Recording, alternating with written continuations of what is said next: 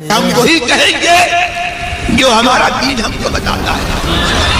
عمل کرو تو تمہارا بھلا ہے، نہیں کوئی عمل کرے تو نقصان ہمارا نہیں ہے اسی کا. السلام علیکم ورحمۃ اللہ تعالی وبرکاتہ.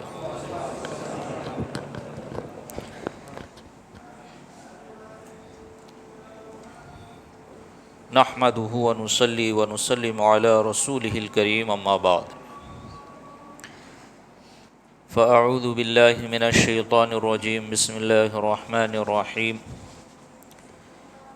والذي جاء بالصدق وصدق به اولئك هم المتقون.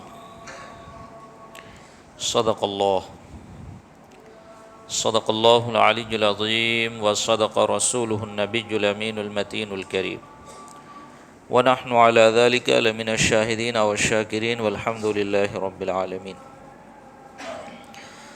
رب اشرح لي صدري ويسر لي أمري واحلل عقدة من لساني يفقهوا قولي. إن الله وملائكته يصلون على النبي يا أيها الذين آمنوا صلوا عليه وسلموا تسليما. اللهم صل على سيدنا ومولانا محمد معدن الجود والكرم وآله وبارك وسلم. صلاة وسلام عليك يا رسول الله، صلاة وسلام عليك يا حبيب الله، صلى الله تعالى عليك وبارك وسلم تسليما دائما أبدا. یا خدا بہر جناب مصطفیٰ امداد کن، یا رسول اللہ از بہر خدا امداد کن. یا شفیع المذنبین یا رحمت للعالمین، یا امان الخائفین یا ملتجا امداد کن. مرتضی شیر خدا مرحب کشا خیبر کشا سرورا لشکر کشا مشکل کشا امداد کن.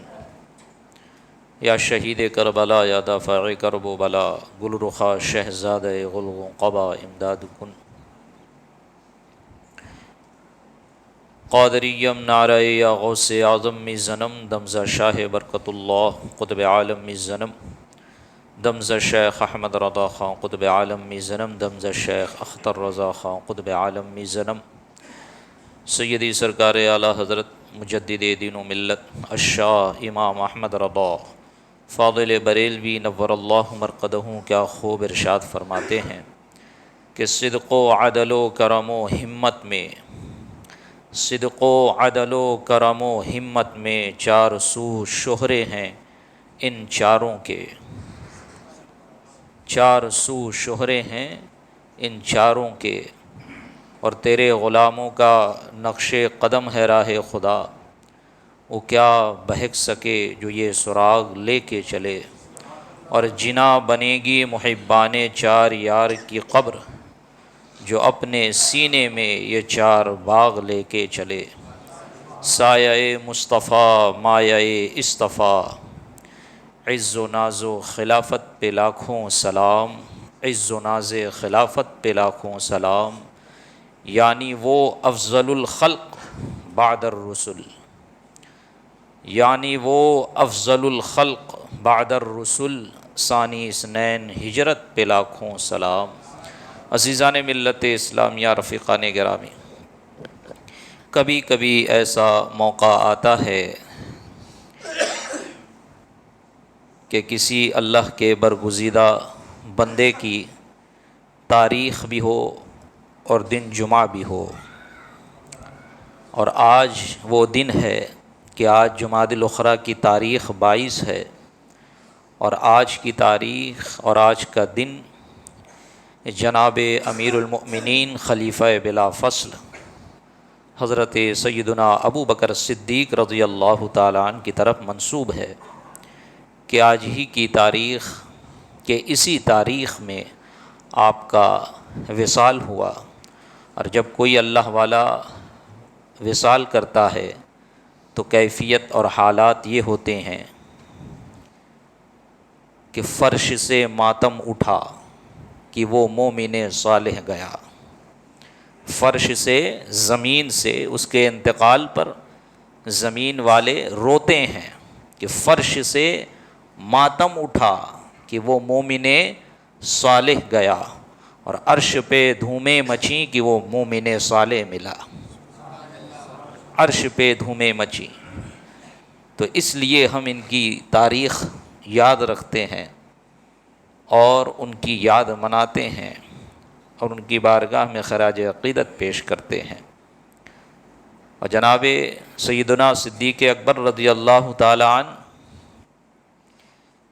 کہ حضرت عمر فاروق رضی اللہ تعالیٰ عنہ ارشاد فرماتے ہیں کہ ترازو کے ایک پلے میں ابو بکر کا ایمان رکھا جائے، ترازو کے ایک پلے میں ابو بکر کا ایمان رکھا جائے، دوسرے پلے میں پوری امت کا ایمان رکھا جائے تو ابو بکر کا ایمان سب پہ بھاری ہوگا، اور قیامت تک جتنے لوگ مسلمان ہوتے رہیں گے سب کے ایمان لانے کا ثواب حضرت ابو بکر صدیق کو ملتا جائے گا۔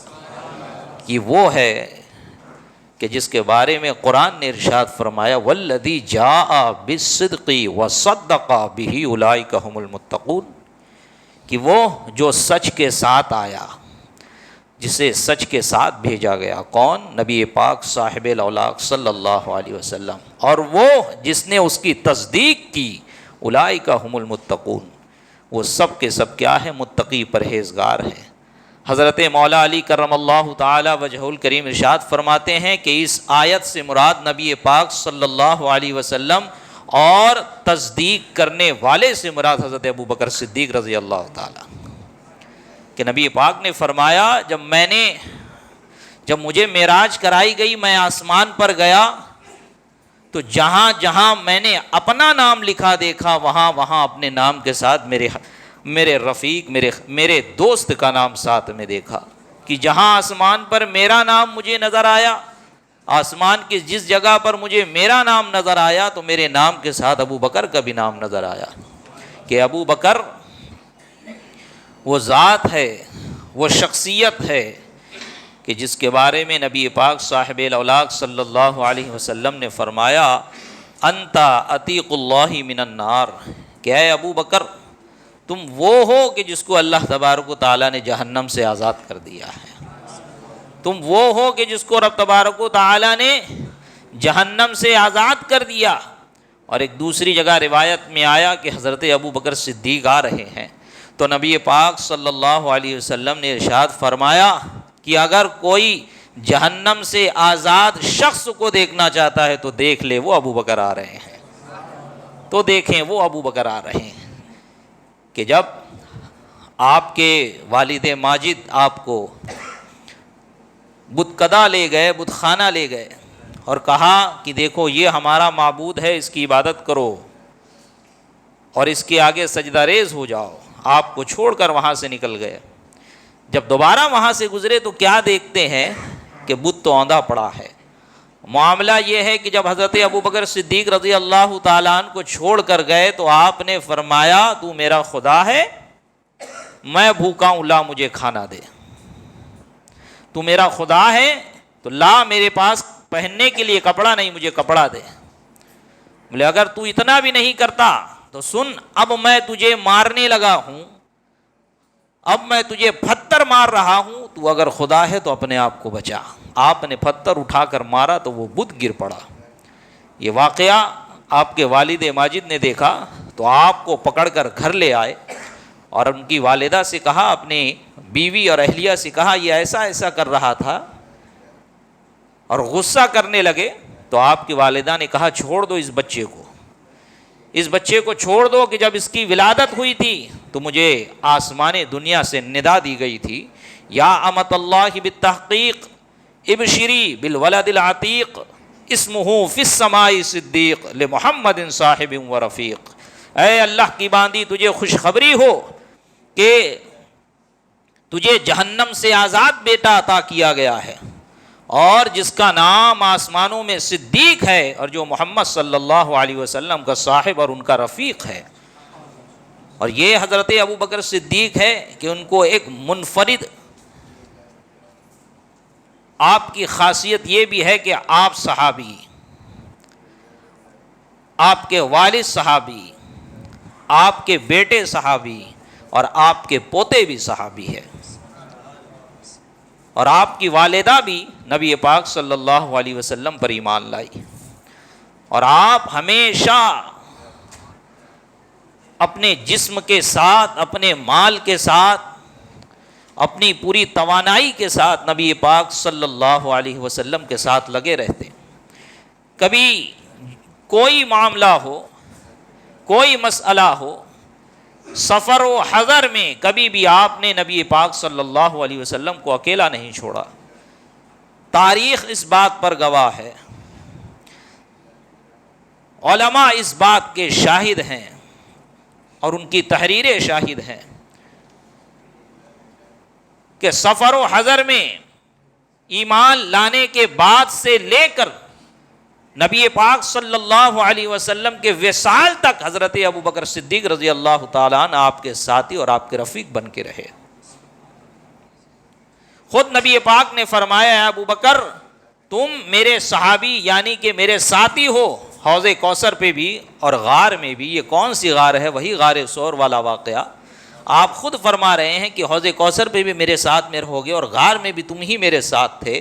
یہ حضرت ابوبکر صدیق کی خاصیت ہے کہ کئی احادیث میں آپ کو نبی پاک صلی اللہ علیہ وسلم نے اپنا صحابی کہا ہے، اور یہ حضرت ابوبکر صدیق کی خاصیت ہے اور یہ آپ ہی کی خاصیت ہے کہ تنہا آپ ہی کی صحابیت کے بارے میں قرآن نے کہا، اور قرآن میں آپ کو نبی پاک صلی اللہ علیہ وسلم کا دوست اور صحابی کہا. اذ یقول لصاحبہ لا تحزن ان اللہ معنا.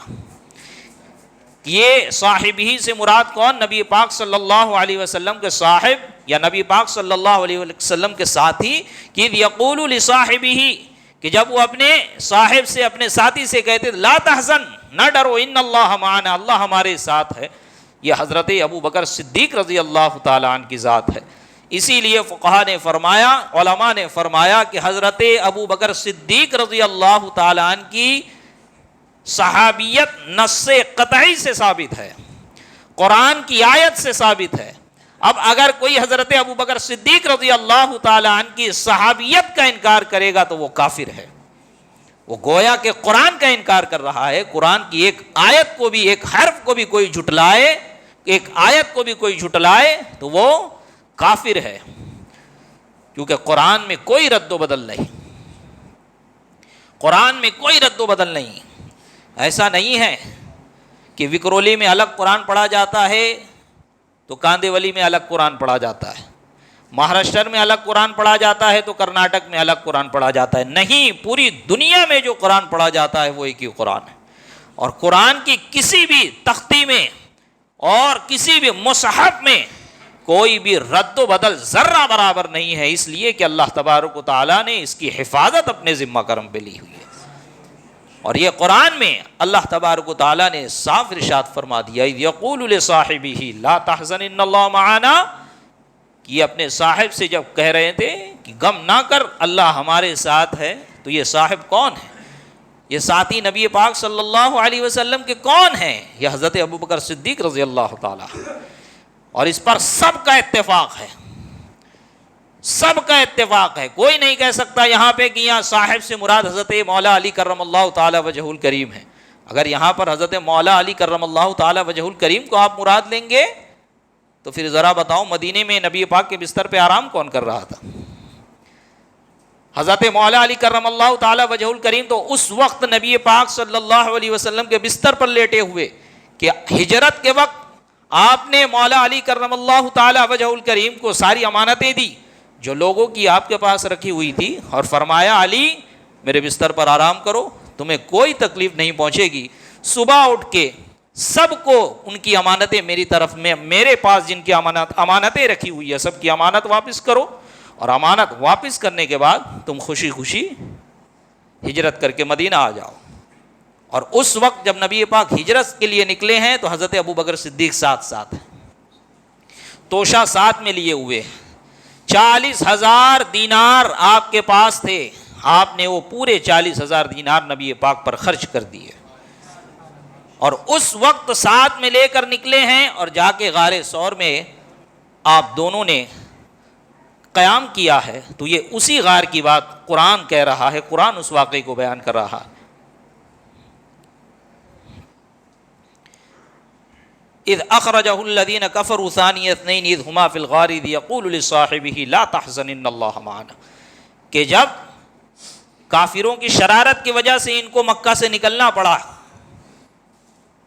اور غار میں پناہ لینی پڑی، تو اذ یقول لصاحبہ، تو انہوں نے اس وقت اپنے صاحب سے کہا لا تحزن، غم نہ کرو، اللہ ہمارے ساتھ ہے۔ تو اس وقت تو حضرت علی مولا علی کرم اللہ تعالی وجہ الکریم مکہ میں ہے، اور سفر میں ہجرت کرنے کے جو سفر جو ہجرت فرما رہے ہیں نبی پاک، تو ہجرت کرنے میں ساتھ ساتھ حضرت ابو بکر ہے۔ تو اس واقعے سے سمجھ میں آتا ہے، اور اس بات سے سمجھ میں آتا ہے، اس واقعے سے سمجھ میں آتی ہے یہ بات کہ نبی کہ اللہ تبارک و تعالیٰ نے جس کو صاحب کہا ہے وہ حضرت ابو بکر صدیق ہیں، جس کو صحابی کہا جا رہا ہے اس آیت میں، جس کو ساتھی کہا جا رہا ہے اس آیت میں، وہ حضرت ابو بکر صدیق ہے۔ اور حضرت ابو بکر صدیق کی صحابیت جب نص قطعی سے ثابت ہو گئی، تو اب کوئی اگر آپ کی صحابیت کا انکار کرے گا تو اس پہ کفر کا حکم لگے گا۔ کیوں؟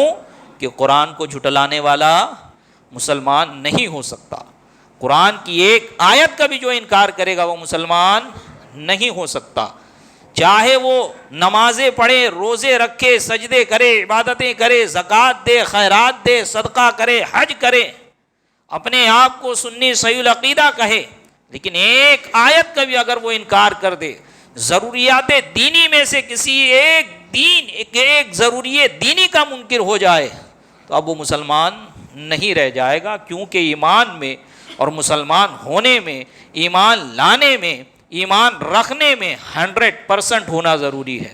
یہاں 99، 98، 95 کی گنجائش نہیں ہے۔ آپ دنیاوی معاملات میں چاہے 90% لے لو، 95% لے لو، وہ آپ کو زیب دے سکتا ہے، وہ آپ کی کامیابی کا راز ہو سکتا ہے، لیکن اگر مسلمان ہونا چاہتے ہو اور دنیا و آخرت میں کامیابی اسلام کے اعتبار سے چاہتے ہو، اور آخرت میں کامیاب ہونا چاہتے ہو، مومن کامل بننا چاہتے ہو، مومن بننا چاہتے ہو، تو اس پر یہ ضروری ہے کہ آپ کا ایمان مکمل ہو۔ جب تک آپ کا ایمان مکمل نہیں ہوگا تو آپ مسلمان کہاں سے ہوں گے؟ جب تک آپ کا ایمان کامل نہیں ہوگا، آپ مومن بھی کہ جن چیزوں پر ایمان رکھنا ہے ان تمام چیزوں پر ایمان نہیں رکھو گے تو آپ مسلمان کہاں سے ہوگے؟ اسی لیے تو ہمیں بچپن سے یاد کرایا جاتا ہے نا، ایمان مجمل، ایمان مفصل کس لیے یاد کرایا جاتا ہے؟ اسی لیے تاکہ ہم اجمالی طور پر تمام ان ضروریات دینی پر ایمان لے آئے جو اجمالی طور پر جو تمام چیزوں کو شامل ہو، اور جو تفصیلی معلوم ہو اس تفصیلاً اس کو ذکر کرتے ہوئے کہ میں اللہ پر بھی ایمان لایا، نبی پاک پر بھی ایمان لایا، تمام انبیاء پر ایمان لایا، تمام کتب پر یعنی اللہ کے کلام پر جو اللہ تبارک و تعالیٰ نے جس کو نازل فرمایا سب پر ایمان لایا، تمام ملائکہ پر ایمان لایا، تمام بری اور اچھی تقدیر پر ایمان لایا۔ یہ اجمالی اور مفصل تفصیلی طور پر ہم ایمان لے کے آتے ہیں، یہ کلمہ پڑھتے ہیں، اسی لیے کہ ہم ہر ضروری دینی کو نہیں جان سکتے، ہر ضروری دینی کا نام نہیں لے سکتے، اور لفظ کے ساتھ اس پر ایمان نہیں لا سکتے کیونکہ معلوم نہیں ہے۔ جو معلوم ہے اس پر ہم زبانی ایمان لے آئے، اور اگر خدا نخواستہ کسی ضروری دینی کا انکار ہو جائے تو تنبیہ کرانے پر، یاد دلانے پر توبہ کریں، استغفار کرے اور دوبارہ تجدید ایمان کرے، ہٹ دھرمی نہ دکھائے، بس اتنا یاد رکھے پورے قرآن پر ایمان ہے، نبی پاک صلی اللہ علیہ وسلم کی ذات پر ایمان ہے، آپ کی بات پر ایمان ہے، تمام ملائکہ پر ایمان ہے، تمام رسولان اعظام انبیاء کرام پر ایمان ہے۔ وہ تمام چیزیں جس کے لیے مومن ہونا ضروری ہے کہ جب تک وہ نہیں پائی جائے گی بندہ مومن نہیں ہو سکتا، ان تمام چیزوں پر ایمان لانا ضروری ہے۔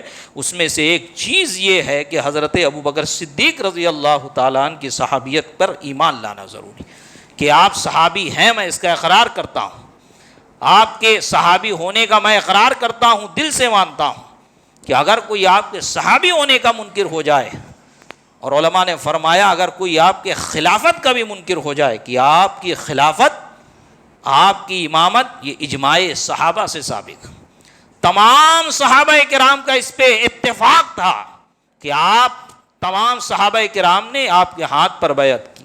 تو پتہ چلا تمام صحابہ نے آپ کو اپنا خلیفہ پسند کیا, تمام صحابہ نے آپ کو اپنا خلیفہ مقرر کیا. اور حضرت علی نے تو یہاں تک ارشاد فرمایا قدمک اللہ قدمک رسول اللہ صلی اللہ علیہ وسلم کہ اے ابو بکر صدیق, اے امیر المؤمنین, جب آپ کو نبی پاک صلی اللہ علیہ وسلم نے مقدم کیا ہمارے معاملے دینی میں, تو کون ہے کہ آپ کو پیچھے کر دے اس دنیا کے معاملے میں, اور آگے بڑھ کر آپ نے ہاتھ پہ ہاتھ رکھا اور آپ نے بیعت کی ہے. یہ حضرت مولا علی کرم اللہ تعالی وجہ الکریم. اسی لیے دیکھیں ایک رافضی حضرت امام اعظم رضی اللہ تعالیٰ عنہ کے پاس آیا اور پوچھنے لگا اے ابو حنیفہ ذرا بتاؤ تو آپ کہ آپ کے نزدیک اشد الناس کون ہے, آپ سب سے زیادہ سخت, سب سے زیادہ بہادر اور سب سے زیادہ دلیر یعنی اشد الناس کسے سمجھتے ہیں؟ تو حضرت امام اعظم نے کیا پیارا جواب دیا. آپ نے فرمایا کہ ہمارے نزدیک سب سے زیادہ دلیر اور بہادر حضرت مولا علی کرم اللہ تعالی وجہ الکریم ہے, اور تمہارے نزدیک حضرت ابو بکر ہے. تو وہ رافضی سٹپٹا گیا, یہ کیا ہے, تو معاملہ ہی الٹ گیا پورا. تو کہا نہیں نہیں, تم جھوٹ کہہ رہے ہو, ابو حنیفہ تم غلط کہتے ہو, تمہارے نزدیک سب سے زیادہ طاقتور ابو بکر ہے, ہمارے نزدیک سب سے زیادہ مولا علی ہے. تو حضرت امام اعظم ابو حنیفہ نے کیا خوب ارشاد فرمایا, اچھا ابھی میں بتاتا ہوں کیسے. ہمارے نزدیک مولا علی کرم اللہ تعالی وجہ الکریم سب سے زیادہ طاقتور اس لیے ہیں کہ آپ نے حضرت ابو بکر صدیق رضی اللہ تعالیٰ عنہ کے ہاتھ پر بیعت کی اور آپ کے خلافت کو استحکام بخشا. اور تمہارے نزدیک ابو بکر صدیق مضبوط اور دلیر اس لیے ہیں کہ حضرت ابو بکر صدیق کے بارے میں تم یہ کہتے ہو معاذ اللہ کہ انہوں نے خلافت کو غصب کر لیا اور حضرت علی ان کا کچھ نہیں کر پائے. تو تمہارے نزدیک تو ابو بکر سب سے زیادہ طاقتور ہوئے کہ حضرت علی کی ولایت ان کی خلافت کو غصب کر لیا, خود خلیفہ بن بیٹھے اور حضرت علی کچھ نہیں کر پائے. تو یہ تو تمہارا علی ہے. ہمارے علی کی شان تو یہ ہے کہ حضرت مولا علی کرم اللہ تعالی وجہ الکریم نے حضرت ابو بکر صدیق کی خلافت کو بھی استحکام بخشا اور حضرت عمر فاروق کی بھی خلافت کو استحکام بخشا, حضرت عثمان غنی کی بھی خلافت کو استحکام بخشا. کہ جب آپ سے پوچھا گیا کہ کیا وجہ ہے کہ حضرت عمر فاروق حضرت عثمان غنی, حضرت ابو بکر صدیق رضی اللہ تعالیٰ عنہ کے زمانے میں تو بڑا اسلام پھیلا, بڑی دور تک مملکت اسلامیہ کے پرچم لہرائے ہیں, لیکن آپ کے خلافت میں وہ نظر نہیں آتا. تو آپ نے کیا پیارا جواب دیا کہ اے مجھ سے یہ پوچھنے والو سنو, وجہ یہ ہے کہ ابو بکر, عمر اور عثمان کا مشیر کار میں تھا, میں مشورہ دیا کرتا تھا, ان کے مشیر کار ہم جیسے تھے, اس لیے ان کی سلطنت اور سلطنت اسلامیہ اتنی دور تک پھیلی ہے, اور میرے مشیر کار تم جیسے منافق ہو, اس لیے یہاں پر لفڑا اور جھگڑا اور نفاق پھیلا ہوا ہے, اور مملکت اسلامیہ میں اتحاد نہیں بلکہ دیکھا جائے تو اختلاف پیدا ہوا ہے, یہ تمہاری وجہ سے ہے. اور یہ تاریخ اس کی شاہد ہے کہ جو حضرت مولا علی کرم اللہ تعالی وجہ الکریم حضرت امیر معاویہ کے درمیان جو معاملات ہوئے, اس پہ تو کہنے کا حق کسی کو نہیں. اور ایک زمانے سے مراد کئی صدیوں تک امت اس پر خاموشی اختیار کی ہوئی. کیوں؟ کیونکہ مشاجرات صحابہ میں زبان کھولنے کا کسی کو حق نہیں, اس لیے ہم خاموش تھے, اس لیے ہمارے علماء خاموش تھے. لیکن اب کچھ ایسے لوگ پیدا ہو گئے ہیں جو صحابہ کرام کی غلطیاں نکال رہے ہیں معاذ اللہ, جو صحابہ کرام کے اس اختلاف کو اٹھا کر یہاں لا رہے ہیں. اس کے علاوہ ان کی اور کوئی منشا نہیں ہے کہ اسلام کی بنیاد کو کمزور کر دیا جائے. جب صحابہ کرام رضوان اللہ تعالی علیہم اجمعین کی ذات مشکوک ہو جائے گی تو بتاؤ پھر اسلام کی بنیاد اور اسلام کی باتیں قرآن و حدیث کی کیا دلیل رہ جائے گی, اس کی کیا حیثیت رہ جائے گی؟ کہ کوئی بھی کھڑے ہو کے کہہ سکتا ہے جب تمہارے نبی کے صحابی ہی معاذ اللہ ایسے ہیں تو پھر انہوں نے جھوٹ بھی بول دیا ہوگا, انہوں نے تم تک جو بات پہنچائی ہے وہ بھی غلط ہوگی معاذ اللہ ثم معاذ اللہ. اسی لیے خاموشی اختیار کی جائے, ان کے معاملات میں نہ پڑا جائے, کیونکہ یہ سب کے سب جنتی ہیں.